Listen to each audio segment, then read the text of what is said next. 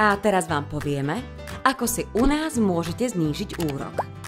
V prvom kroku si zvolíte sumu, ktorú si chcete požičať. Následne si vyberiete spôsob ručenia a dĺžku splácania. V ďalšom kroku si zvolíte, či ste študent, zamestnanec, dôchodca alebo nezamestnaný. Ak ku pôžičke bez ručenia pripojíte výpis bankového účtu, úrok hneď klesá o celých 5%. Pripojte ešte kópiu pracovnej zmluvy a úrok sa zníži o ďalšie 3%.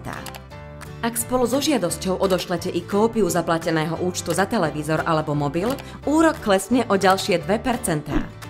Len na vás záleží, aký bude váš finálny úrok. Ale nezabúdajte, každým priloženým dokladom sa vaša šanca získať pôžičku zvyšuje. Prispôsobte si podmienky splácania a plaťte za pôžičku čo najmenej.